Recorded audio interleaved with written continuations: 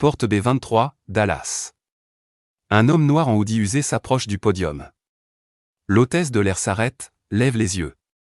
Benjamin Brox, 36 ans, entrepreneur tech, billet en première classe, mère mourante à Seattle. Payé en totalité. Tout est valide. Vanessa Whitmore fixe son visage, le hoodie, sa peau. Monsieur, veuillez vous écarter, s'il vous plaît. Pas fort, juste assuré. Les téléphones sortent. 6, puis 12, puis 20. En 30 minutes, 2 millions de personnes regarderont. Internet va exploser. La compagnie va s'effondrer. Les avocats paniquent. Les cadres transpirent.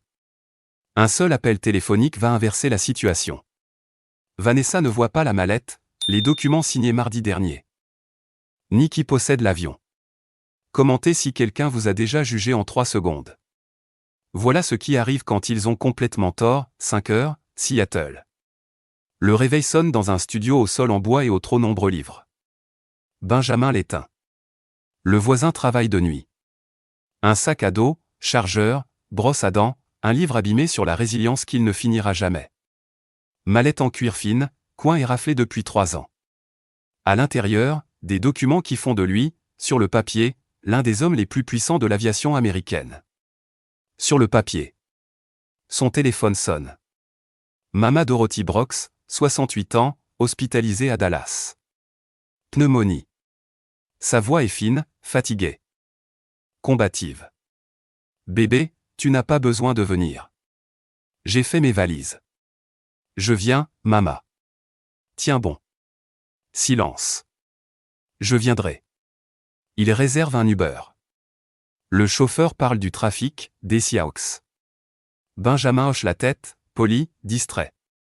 Le téléphone vibre toutes les 90 secondes. Message crypté. Des chiffres avec trop de zéros, il porte ce qu'il porte toujours en voyage, hoodie Stanford délavé, 15 ans, logo craquelé, jeans usés, baskets abîmées. Confortable, oubliable du moins le pense-t-il. Mallette sur les genoux. Montre, 3 heures jusqu'à Dallas, escale de 2 heures, puis au chevet de sa mère. Il ne consulte pas les infos. Il ne sait pas que Skybridge Airlines, sa compagnie, vient de publier des pertes. Il ne sait pas que le conseil panique. Il ne sait pas qu'une employée prendra la pire décision de sa carrière. Il sait seulement que sa mère lui a demandé de se dépêcher. Dallas-Fort Worth apparaît à travers les nuages, vaste, chaud. Soleil de juin frappant le tarmac. Benjamin descend, vérifie sa correspondance, porte B23, embarquement à 15 heures. Temps largement suffisant. Achète de l'eau, va 2 fois aux toilettes, habitude nerveuse. Se regarde dans le miroir, barbe de 3 jours, cerne, hoodie froissé. Il ressemble à un homme éveillé depuis 30 heures à construire quelque chose d'invisible. Pour certaines personnes, un problème, 14h35, porte B23. Zone d'embarquement 1, première classe, siège 2A. Payé personnellement. La file avance, famille, voyageurs d'affaires, femme avec casque anti-bruit, enfant qui se plaint. Benjamin arrive au podium, tend son billet. L'hôtesse de l'air scanné, s'arrête. Vanessa Whitmore, 16 ans d'expérience. Elle regarde son visage, hoodie, sac à dos, basket. Son sourire disparaît. Veuillez vous écarter, s'il vous plaît. Si téléphone commence à filmer, 14h50, Benjamin calme, confus.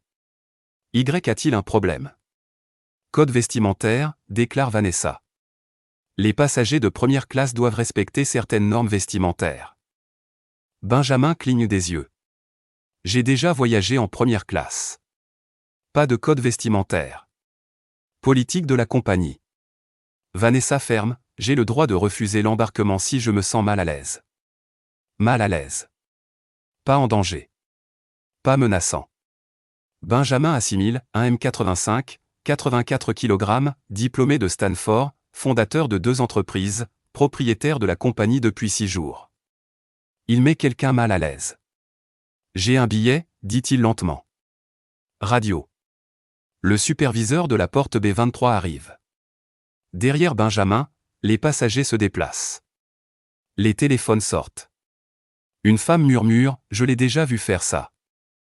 Son mari, sérieusement, l'an dernier, un autre homme. Les passagers contournent Benjamin comme de l'eau. Daniel, superviseur de la porte, radio attachée, début cinquantaine, chauve, en sueur, monsieur, besoin de vérifier votre billet.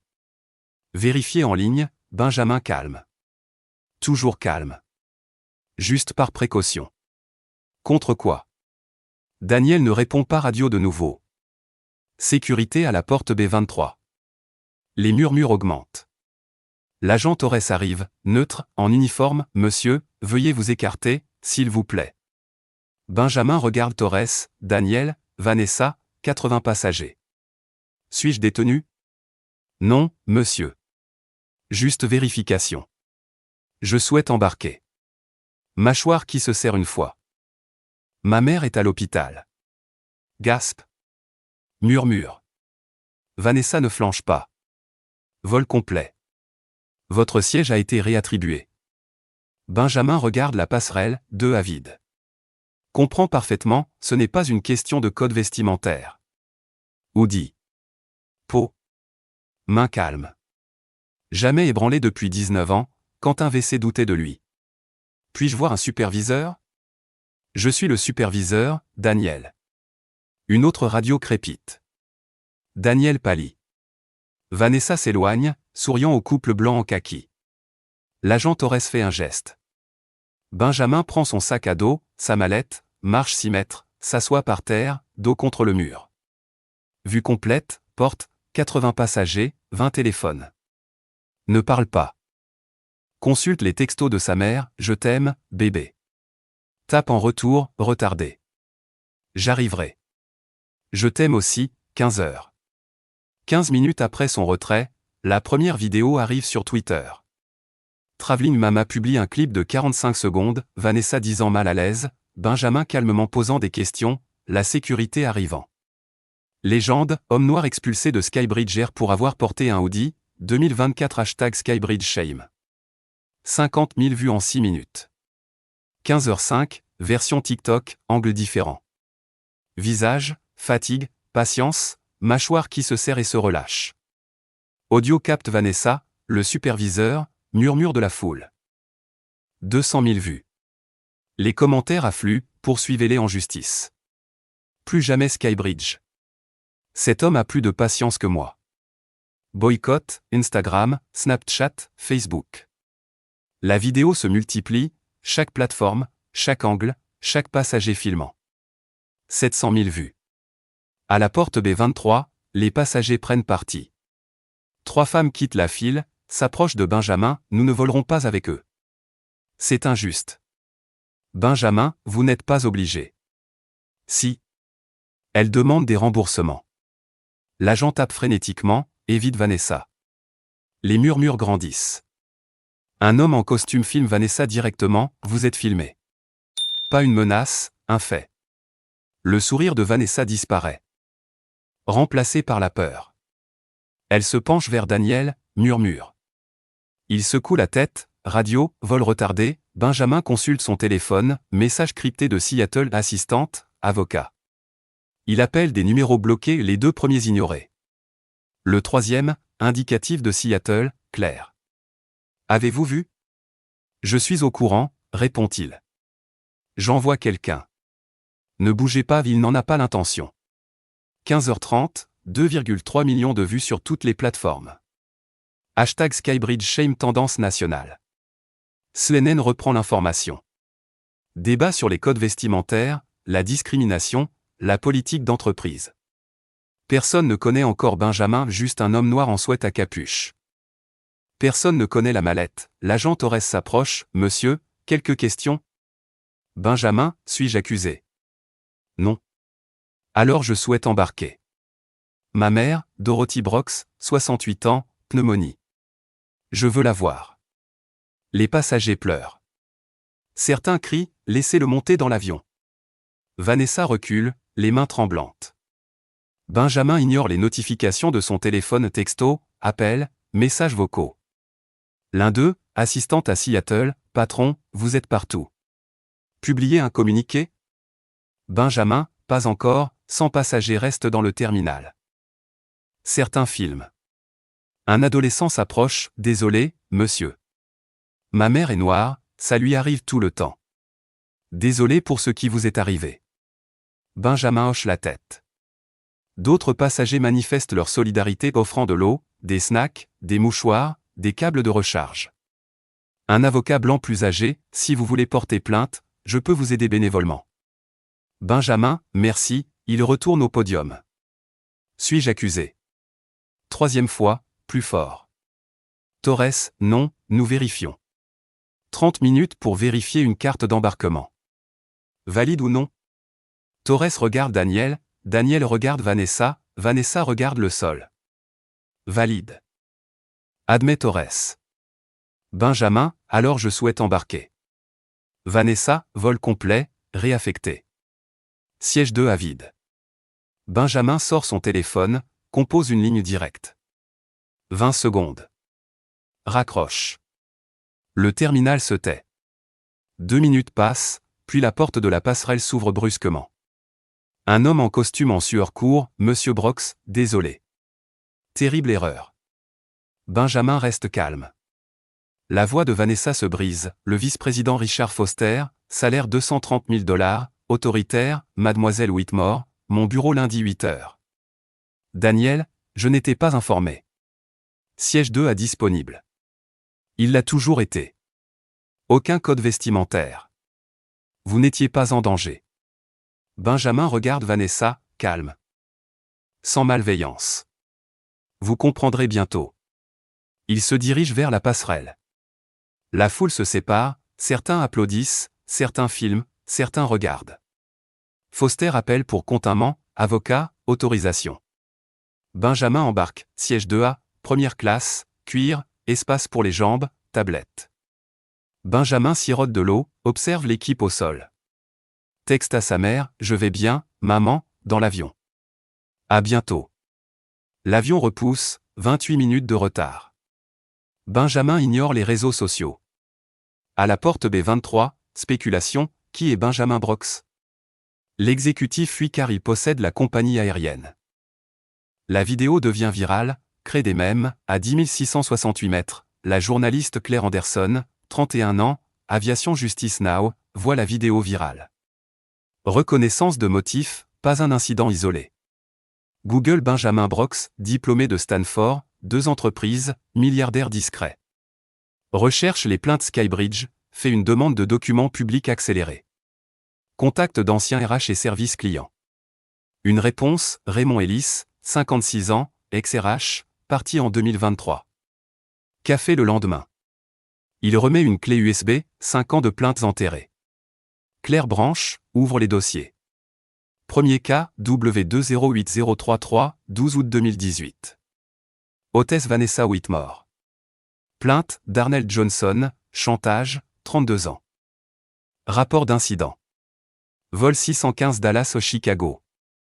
Motif, comportement agressif. Aucun témoin ne corrobore. Vidéo de sécurité, passager coopératif. Résolution, rejetée. Indemnité, $12 000. ND assigné. KVW 202118, 3 février 2020. Vol 822 Houston-Seattle. Motif, bagage suspect. Contenu, fourniture pour bébé. Plainte rejetée, $10 500, ND assigné. KVW 202120, 16 novembre 2021. Vol 290 Chicago-Denver. Motif, intoxication. Éthylotest, 0,00. Plainte rejetée, $14 800, ND assigné. KVW 23156, 22 juin 2023. Vol 103 Phoenix-Dallas. Inconfort du passager. Plainte rejetée, $11 200, ND assigné. KVW 24009, 8 mars 2024. Vol 518 Atlanta Los Angeles. Violation du code vestimentaire. Passager en costume. Plainte rejetée, $13 600, ND assigné. Claire lit chaque dossier, recoupe les dates. 5 plaintes sur 6 ans. Toutes rejetées en moins de 72 heures. Total des indemnités, $62 100. Tous les passagers sont des personnes de couleur. Plus, dit Raymond, un dossier de formation. Vanessa Whitmore a contourné la formation obligatoire de compétences culturelles 2.0 en 2019, 2021, 2023. Gregory Harris, VP Opération, a approuvé. Chaîne de mai du 4 novembre 2023, atténuation du risque T3, règlements inférieurs à 15 000 $, nier les tendances, Whitmore favorise les passagers blancs, prime discrétionnaire attribuée. Claire, elle est gentille avec les blancs? Raymond hoche la tête. Registre, prime RH total 83 500 $. Raymond, payé pour enterrer les plaintes. J'ai honte. Mais il y a d'autres Vanessa. Je dois réparer pour mes enfants. Claire, je vais tout vérifier, elle contacte les plaignants. 4 acceptent de parler. Darnell Johnson, 36 ans, pharmacien à Chicago, je portais un pantalon chino et un polo. Elle a dit que j'avais l'air menaçant. Indemnité 12 000 $. Maria Gonzalez, 32 ans, Houston, bébé malade, a dû déballer les couches publiquement. Indemnité 10 500 $. James Cooper, 49 ans, Denver, accusé d'être ivre, éthylotest 0,0. Indemnité 14 800 $. Claire compile interview et preuves, écrit jusqu'à minuit. 27 juin, 8 heures, publie une enquête de 1500 mots. En quelques heures, 30 000 partages, CNN reprend, action Skybridge chute de 2%. PR publie déclaration défendant les employés. Claire publie mail divulgué sur règlement, Internet s'embrase. Hashtag Skybridge Accountability Tendance. Syndicat divisé, pétition circule, 500 000 signatures en 24 heures. Pendant ce temps, Benjamin Brooks atterrit à Seattle, voit 138 notifications, répond seulement à Claire, demain, 10 heures envoyez l'emplacement. Range son téléphone, se dirige vers l'hôpital. L'histoire prend de l'ampleur, 27 juin, 20 heures, siège Skybridge. Dallas. Réunion d'urgence, Suy O'Sullivan, avocat général Warren, VP Harris, CCO Reed, 6 autres.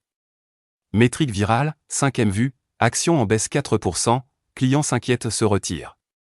Harris, Benjamin Brooks, Stanford, 2 sorties, valeur nette 82 millions de $, a acheté 78% de Skybridge mardi dernier. Suy O'Sullivan réalise, nous avons expulsé notre actionnaire majoritaire d'un avion. Souhaite à capuche. Et il n'a pas réagi. Projet de règlement, 500 000 $, NDA complet. Congé administratif pour Whitmore. PR et équipe juridique occupée. Déclaration publiée 22h15, Whitmore en congé payé temporaire, révision en cours. Internet, indignation. 28 juin, matin. Raymond Ellis reçoit un FedEx de cessation et d'abstention, violation de NDA, divulgation non autorisée, menace d'action civile et pénale. Ses mains tremblent. Claire contacte la CLU, protection pour lanceur d'alerte obtenue en 3 heures. Message, parlez-nous te détruisons, 28 juin, après-midi, Seattle, Swedish Medical Center, ICU, chambre 412. Dorothy Brooks est critique, pneumonie qui s'aggrave, risque de sepsis. Benjamin n'est pas parti depuis 18 heures. Barbe de 3 jours, hoodie froissé, téléphone qui vibre, avocat, médias, règlement Skybridge 500 000 $, NDA complète. Il lit une fois, supprime. Dorothy bouge, chérie, je suis là. Benjamin, j'ai vu les nouvelles. Fier de toi. Tu es resté calme. Fort. C'est tout ce qui compte. Elle tousse, ne les laisse pas s'en tirer. Benjamin tient sa main fragile, je ne le ferai pas. Mais ne te perds pas. La colère te rend comme eux, ses yeux se ferment. Les moniteurs bipent régulièrement. Une infirmière vérifie les signes vitaux et s'éloigne. Le téléphone de Benjamin vibre, Skybridge, urgent. Nous devons réparer cela. Il répond, vous avez eu 16 ans. Vous avez choisi de ne pas le faire. Supprime le message. Skybridge s'agite, campagne d'astroturfing, bot pour défendre Vanessa, récit du milliardaire victime. Un média publie, ratio en 20 minutes. Article retiré. Harris appelle des faveurs, la plupart refusent. Une seule critique douce, noyée. Benjamin reste aux côtés de sa mère, regardant les machines respirer, pesant justice et coups.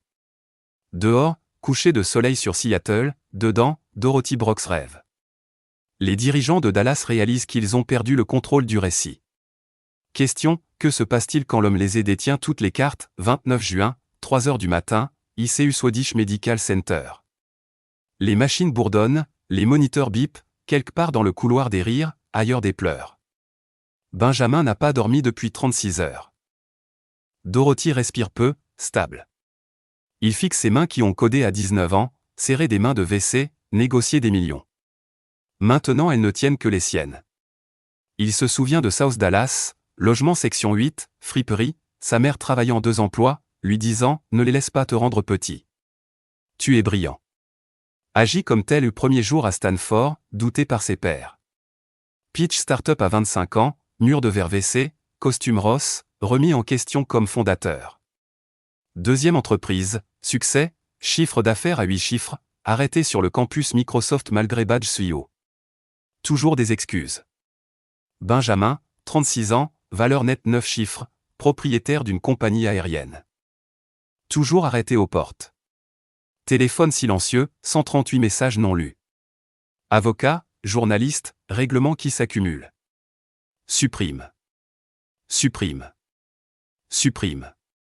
Où la dignité devient-elle viable? Dorothy bouge. Malcolm. Confuse. Benjamin, maman. Je suis là. Désolé, chérie. Ne le sois pas, elle voit son épuisement. Tu penses arrêter? Je suis fatigué, maman. Moi aussi. Mais je n'ai pas arrêté. Ce n'est pas pareil. Si, ça l'est. Le monde voulait me rendre petit. J'ai fait de la place quand même. Toi aussi. Les yeux de Benjamin brûlent. Et si rien ne change? Ça changera. Tu ne le fais pas pour toi. Pour le prochain Darnell, Maria, le prochain enfant qu'on dira qu'il est au mauvais endroit. Elle tousse. L'infirmière ajuste les médicaments. Dorothy serre faiblement sa main. Que feras-tu?